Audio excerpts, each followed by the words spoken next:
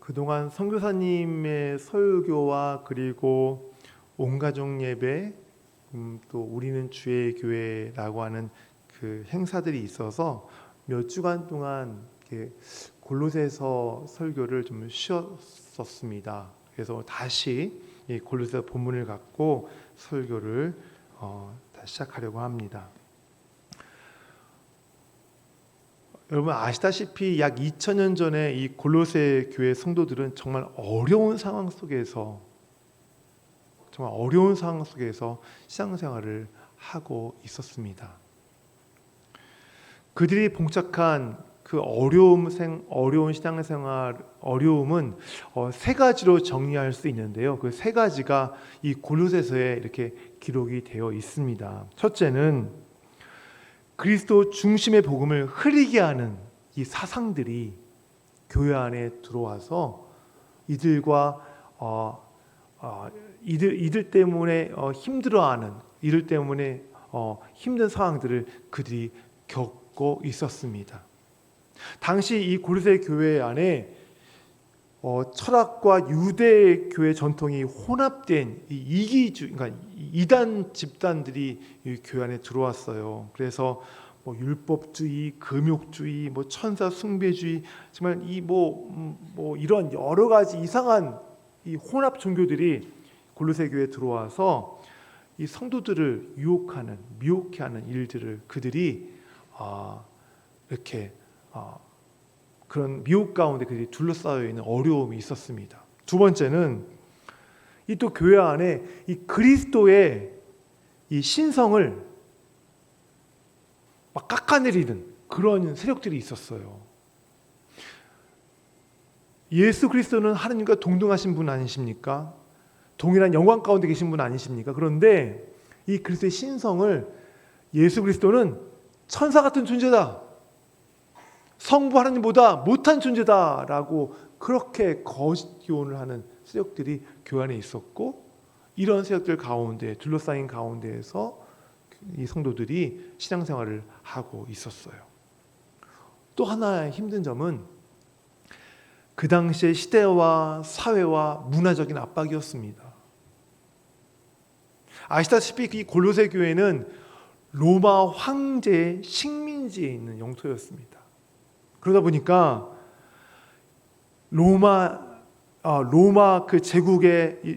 제국이 섬기는 이 여러 신들과 더불어서 로마 황제를 숭배하라고 하는 그 강요 속에 이들이 신앙생활을 하고 있었어요.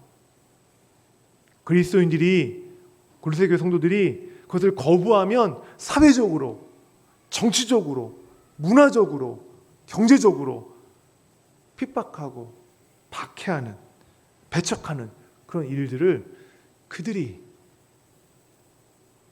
신앙생활하는 그 당시에 겪었던 그런 어려움들입니다. 그로부터 2000년이 흘러 지금은 다행히 로마 제국과 같은 시대는 아니지만 오늘날 우리 역시 골로새 교회 성도들이 맞닥뜨렸던, 봉착해 있던 그 상황과 별반 다를 바 없는 그런 상황에서 우리가 신앙생활을 하고 있지요. 이 세상은 마치 우리에게 영원한 행복과 풍성한 삶을 줄 수 있을 것처럼 날마다 수확입니다. SNS를 통해서, 유튜브를 통해서, 인터넷을 통해서, 보이는 여러 가지를 통해서 우리에게 이 세상이 너에게 영원한 행복과 풍성한 삶을 줄 수 있어 라고 하는 그런 말로 날마다 우리를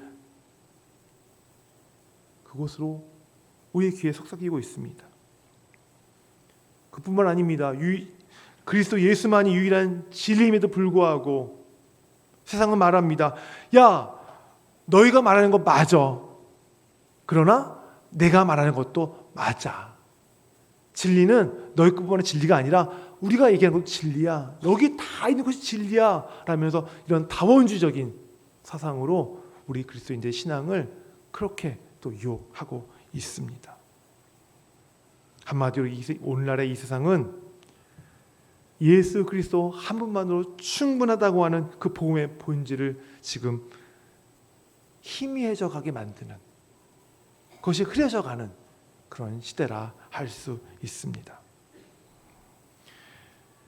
이러한 시대 속에서 우리는 골로새서에 기록된 사도 바울의 기도에 주목하지 않을 수 없습니다. 왜냐하면 바울의 기도는 혼탁한 세상을 살아가던 이 골로새 교회 성도들의 삶을 하나님께서 친히 인도해 주시기를 간절히 구하는 기도였고, 그 시대와 오늘날의 우리의 삶과 별반 다르지 않기 때문입니다. 그래서 오늘 저는 사도 바울의 기도를 좀 살펴보면서 사도 바울이 우리의 이 기도를 통해서 우리에게 말하고자 하는 하나님을 기쁘시게 하는 삶이 어떤 삶인가를 오늘 말씀을 통해서 좀 살펴보고자 합니다. 오늘 우리가 읽었던 이 9절 말씀 보면 이 사도 바울이 이렇게 얘기하고 있는 거예요. 여러분이 하나님의 뜻을 알기를 원합니다. 그 뜻은 영적인 지혜와 영적인 통찰력을 통해서 얻을 수 있는 것입니다.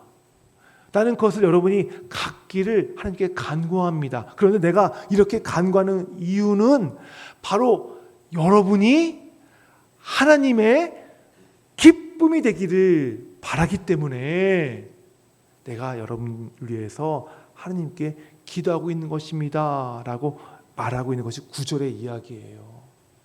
그러면 사도 바울은 이 고린도 교회 성도들이 하나님의 기쁨이 되기 위한 4가지를 지금 구하고 있는데요. 오늘 그 첫 번째 하나를 좀 함께 살펴보고자 합니다. 그것은 모든 선한 일에 열매를 맺는 것입니다. 따라해 보십시오. 모든 선한 일에 열매를 맺는 것. 이것이 어떤 삶이라고요? 하나님을 기쁘시게 하는 삶이라는 거예요. 모든 선한 일에 열매를 맺는 삶. 이미 6절에서 사도 바울은 이 이야기를 하고 있어요. 6절 말씀 읽어볼까요? 이 복음이 이미 너희에게 이름에 너희가 듣고 참으로 하나님의 은혜를 깨닫는 날부터 너희 중에서와 같이 또한 온 천하에서도 열매를 맺어 자라는도다. 이미 사도 바울은 6절에서 그 골로새 교회 성도들이 열매를 맺고 있는 것을 보면서 기뻐했어요. 그리고 칭찬했어요. 그런데 다시 한번 지금 10절에서 골로새 교회 성도들이 그 열매 맺는 삶을 살기를 지금 바라며 기도하고 있어요. 왜 그럴까요?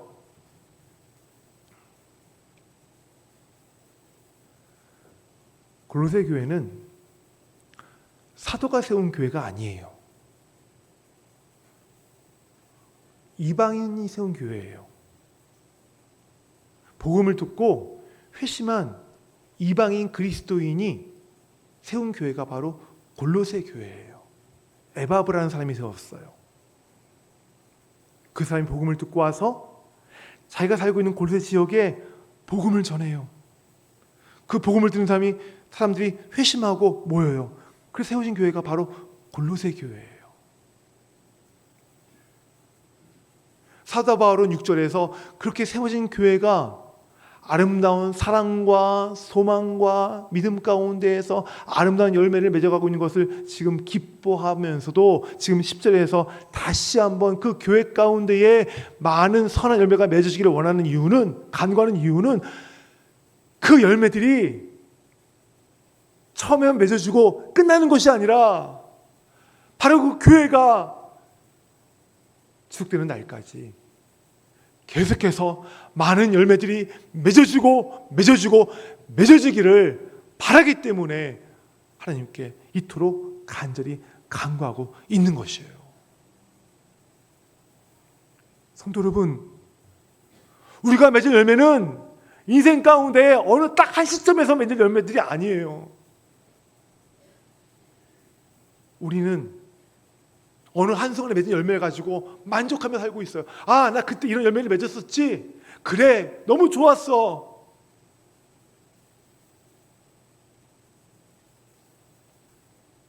많은 그리스도인들이 옛날에 추억에 젖어 살고 있어요. 옛날에 믿었던 그 예수 그리스도, 알았던 예수 그리스도, 옛날에 내가 맺었던 그 열매들 거기에만 추억하면서 오늘을 살고 있어요.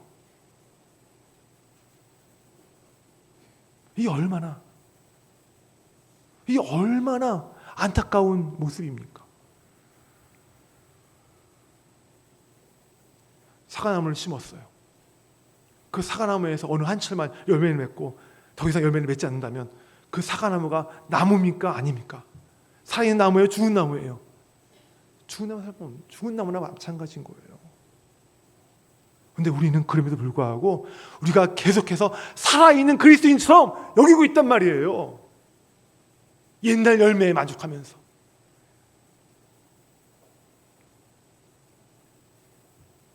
사도 바울은 골로새 교회가 화석화된 교회가 되지 않기를 바라고 있는 거예요.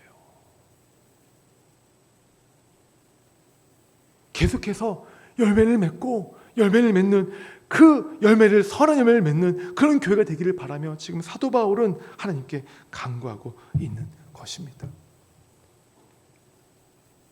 성도 여러분, 저도 간구합니다. 여러분들에게서 여러분이 이 교회에서 열매가 계속해서 맺어져가는 여러분의 삶이 되시기를 바랍니다. 그리고 교회가 되시기를 바랍니다.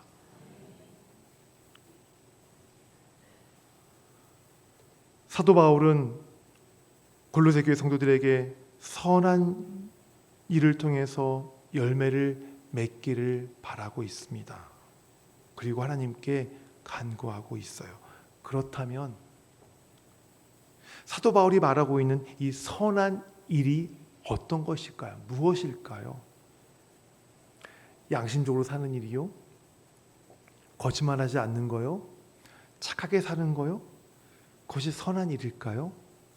물론 그것이 선한 일이라고 얘기할 수 있습니다. 하지만 그 선한 일이라고 얘기할 수 있는 이유는 우리 인간의 시각으로 바라봤을 때 선한 일이라고 얘기할 수 있을 거예요.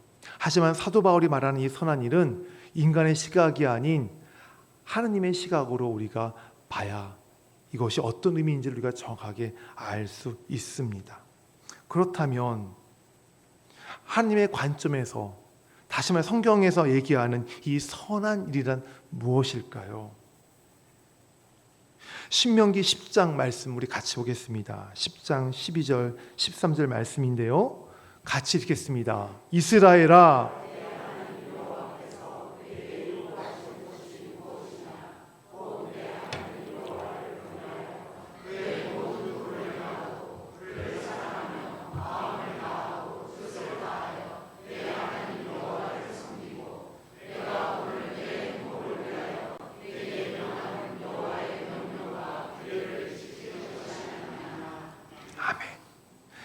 신명기를 보면 하나님께서 선하게 여기시는 일들을 기록하고 있어요. 그것이 바로 신명기 10장 12절 13절 말씀이에요. 하나님이 선하게 여기시는 일이 어떤 일이에요? 하나님 여호와를 경외하고 그의 도를 행하고 그분을 사랑하고 마음을 다하고 뜻을 다해서 여호와 하나님을 섬기는 것. 그것이 어떤 일이라고요? 선한 일이에요. 하나님의 시각으로 바라보는 선한 일이 바로 저거예요. 한마디로 여호와 하나님을 중심으로 삼는 삶. 그것이 성경이 말하는 선한 일이에요. 그런데 하나님께서는 이 선한 일을 저것만 말씀하지 않으셨어요. 다른 곳에서도 하나님께서 말씀하시는 선한 일이 있는데요. 신명기 24장 말씀이에요. 우리 같이 읽겠습니다. 내가 밭에서 곡식을 벨 때에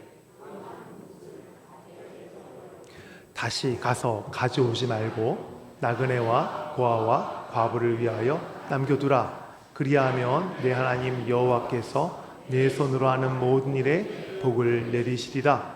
내가 감람나무를 딴 후에 그 가지를 다시 살피지 말고 그 남은 것은 객과 고아와 과부를 위하여 남겨두라. 아멘.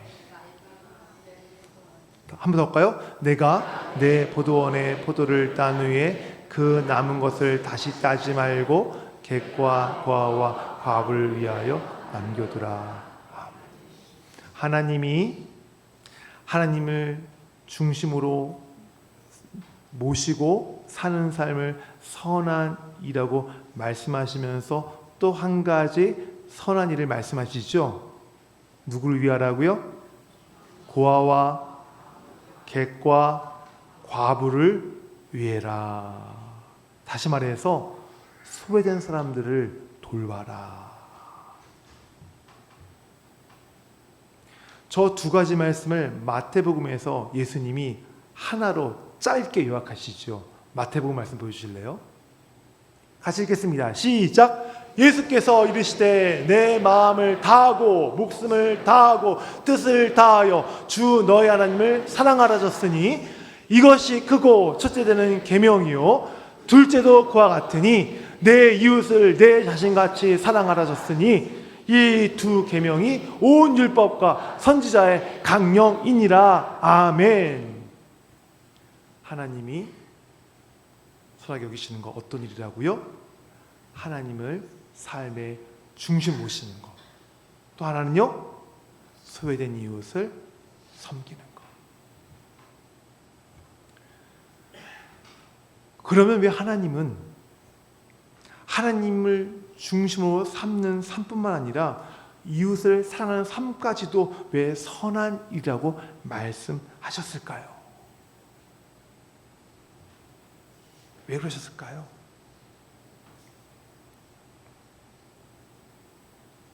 하나님은 신명기 말씀을 어떤 한 개인에게 하신 말씀이 아니에요. 하신 것이 아니라 이스라엘 전체에게 하신 말씀이에요. 그게 뭐예요? 이스라엘 너희들아, 이스라엘 공동체, 나의 백성들아, 여호와 하나님을 마음의 중심으로 삼는 삶을 살아라. 또 하시면서 이스라엘 공동체들아, 백성들아, 너희들 안에 있는 고아와 객과 과부, 소외된 사람들을 너희들이 보살펴라 라는 말씀이에요.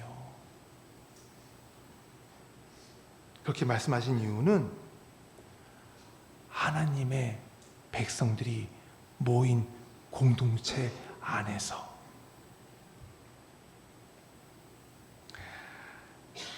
하나님이 사랑하는 약자들을 섬김으로써 그 안에 뭐가 이루어져요?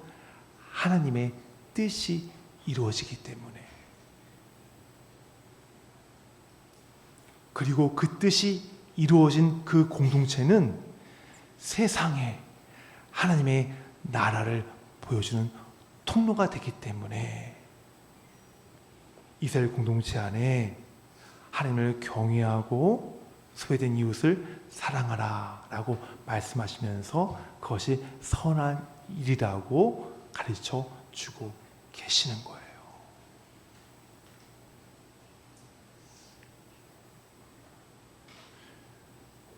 여러분은 교회죠.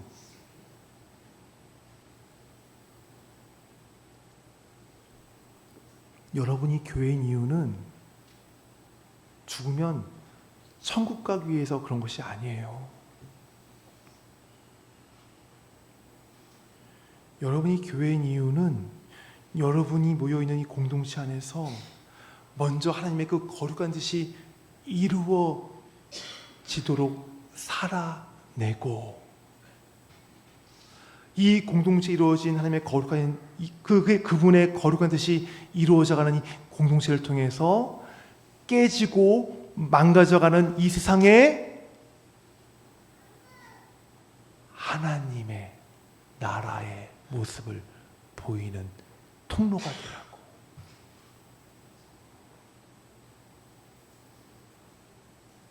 우리를 교회로 모이게 하신 거예요. 따라서 이 자리에 계신 한 분 한 분은 바로 그 사명을 받은 분들이에요.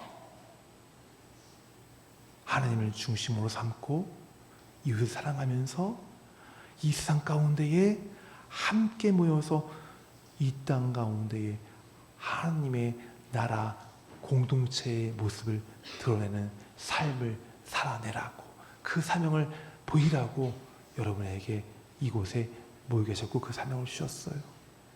왜 우리가 가족 공동체입니까? 알콩달콩 잘 살라고요? 우리끼리만 잘 살라고요? 왜 우리가 언약 공동체입니까? 그냥 우리에게 주신 약속만 우리가 기억하며 살라고요? 왜 우리가 선한 공동체입니까? 나중에 죽으면 천국 갈 걸 바라며 살라고요? 아니에요.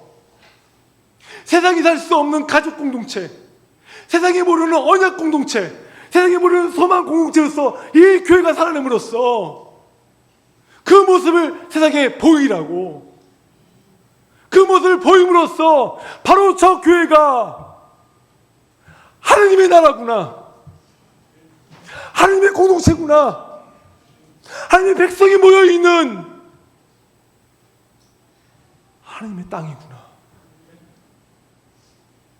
그것을 나타내라고 우리를 가족 공동체로, 언약 공동체로, 소망 공동체로 부르신 거예요.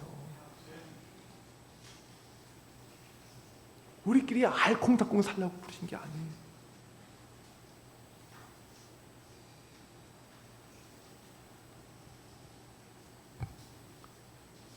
그래서 하나님의 말씀, 사도 바울이 얘기하는 선한 일은 바로 이 하나님의 나라를 드러내는 이 공동체를 섬기는 일, 이 공동체를 그런 공동체로 세워가기 위해서 봉사하는 일, 바로 그것을 선한 일이라고 얘기하고 있는 거예요.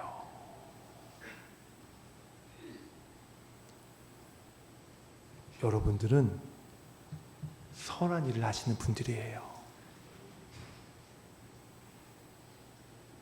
일부에 계신 분들도 그렇지만 2부에 계신 분들도 여기 보면 선한 일 하시는 분들이 다 여기 앉아 계세요. 찬양대로, 반주자로, 안내로, 또 교사로, 구역장으로, 회장으로, 주방봉사로. 여러분 한 분 한 분이 지금 하나님의 거룩한 공동체를 세워가고 있는 선한 일을 하시는 분들이에요. 그래서 저는 축복할 수밖에 없을 것 같아요. 여러분을 축복합니다. 근데 어떤 분들 그럴 거예요. 이제 나이가 많아서 제가 교사도 할 수 없고 주방봉사도 할 수 없어요. 그냥 교회 그냥 겨우 왔다가 가기만 할 뿐이에요 하시는 분들이 혹시 계실까요? 그렇게 생각하시는 분 계실까요? 그렇지 않아요. 하나님은 연세가 되신 분들에게도 선한 일을 할 수 있도록 해주셨어요. 어떤 일이요?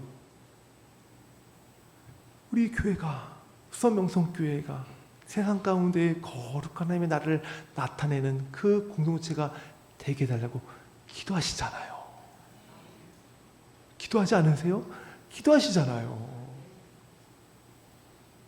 우리 어르신들이 비록 연세는 드셔서 힘이 없으시지만 그래도 젊은 사람들이 교사와 찬양대로 섬길 때 어떻게 보세요?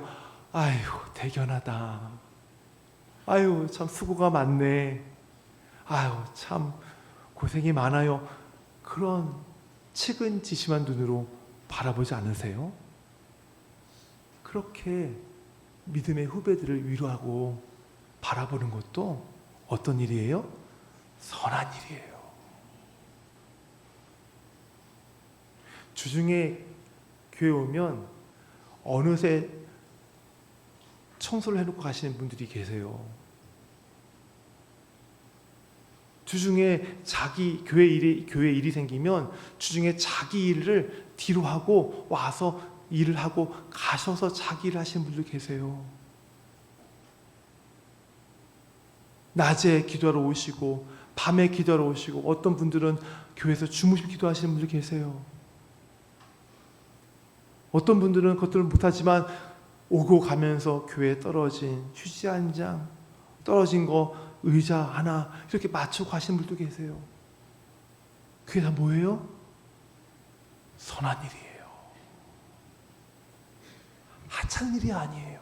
가벼운 일이 아니에요. 그 한 가지 한 가지가 다 어떤 일이기 때문에 교회, 하나님의 몸이신, 하나님의 몸인 교회를 세우는 일이기 때문에 다 선한 일이에요. 그분 한 분이, 그분 한 분 한 분이 그 자리에 없다면 어떻게 될까요? 교회가 그 사명을 감당할 수 있을까요? 아니요, 감당하지 못해요. 교회는 개인의 것이 아니에요. 교회는 하나님의 것이고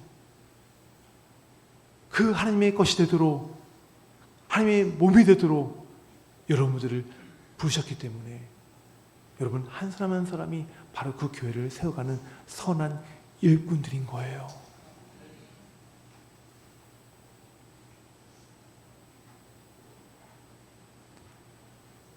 저는 여러분들이 이렇게 정말 너무 자랑스럽지 않으세요? 야, 이 교회를 통해서 이 세상에 하나님의 나라를 드러내신다고? 그 일을 우리 교회에 맡기셨다고? 그것이 너무 지금 여러분 너무 벅차지 않으세요? 그래서 저는 여러분들이 그 교회를, 그 공동체를 섬기는 선한 일을 하실 때에 기쁨이 충만하기만을 바랍니다. 정말 기쁘게 그 일을 하셨으면, 기쁘게 선한 일을 하셨으면 좋겠어요. 기쁘게.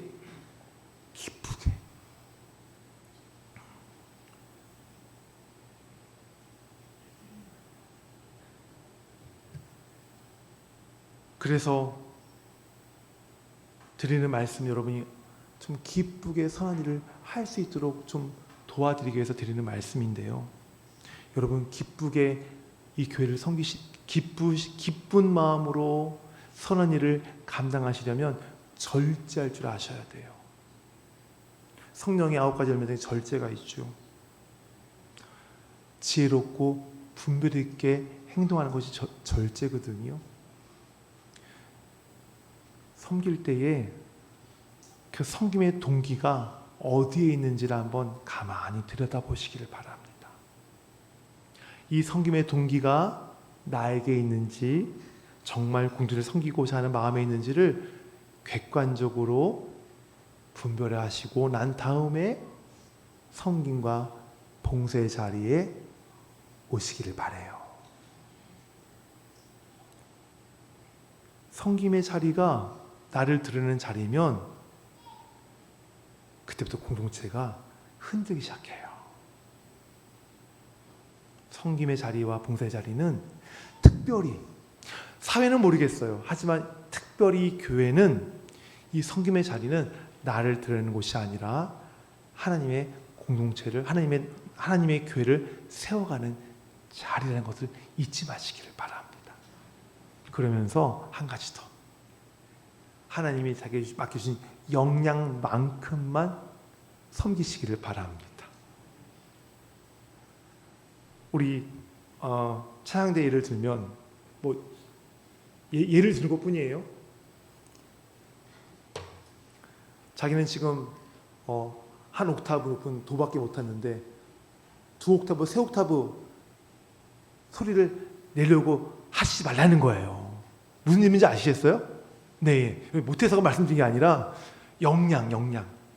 하나님이 맡은 자에게 은혜를 주시는데, 복을 주시는데요. 점점 그 맡은 일들을 잘할 수 있도록 역량을 하나님께서 부어주세요. 그 분량을 확장시켜 주세요.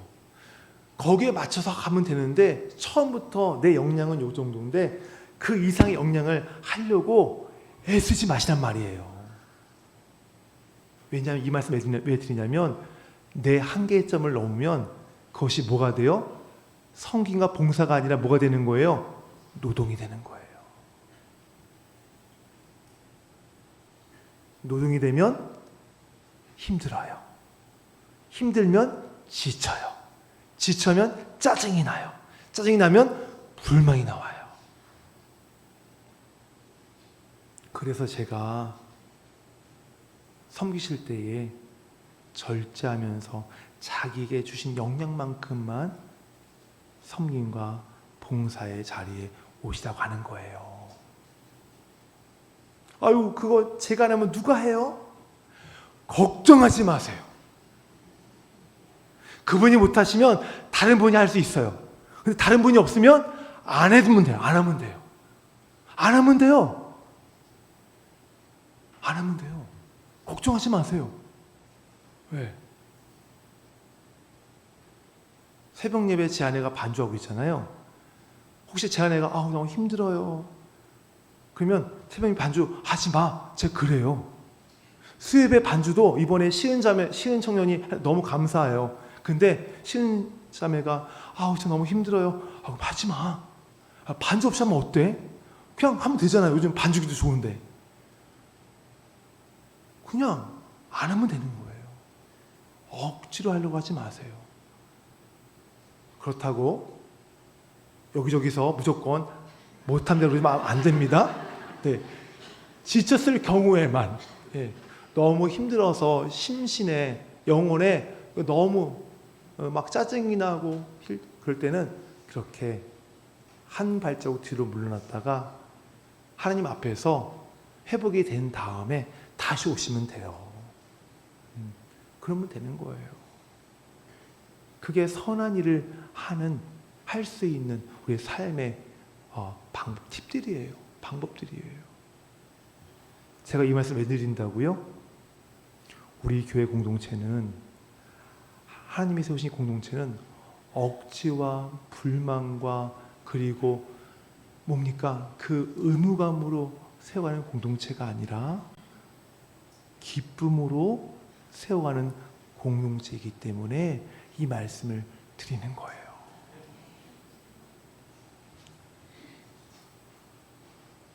저는 여러분들이 예수님의 것이자 예수님의 몸인 교회를 세우는 선한 일에 기쁨과 그리고 행복으로 동참해 주시면 감사하겠습니다. 말씀 맺겠습니다. 오늘 우리는 사도 바울의 기도를 통해서 하나님께 기쁨이 되는 삶이 어떤 삶인가를 살펴보았습니다. 그것은 곧 선한 열매를 맺는 삶이었어요. 그 선한 열매는, 선한 일은 단순히 어떤 착한 행동을 하는 것이 아니라 하나님을 마음의 중심에 모시고 그분의 교회를 섬김과 봉사로 세워가는 삶이 바로 선한 일이라고 말씀을 드렸어요.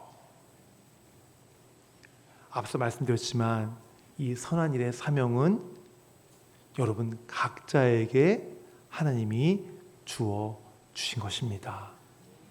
그러므로 이 엄청난 사명이 내게 있다는 것을 아시고 감사함으로 그 사명을 받으시기를 바랍니다. 그리고 내가 할 수 있는 자리에서, 내 힘이 할 수 있는 자리에서 그렇게 공동체를 섬겨가시면 되는 겁니다. 그럴 때 하나님께서 어떤 마음 주실까요? 기쁨 주실 거예요. 또 어떤 마음 주실까요? 행복함과 또 보람을 느낄 수 있도록 여러분에게 축복하실 것입니다. 기도하겠습니다.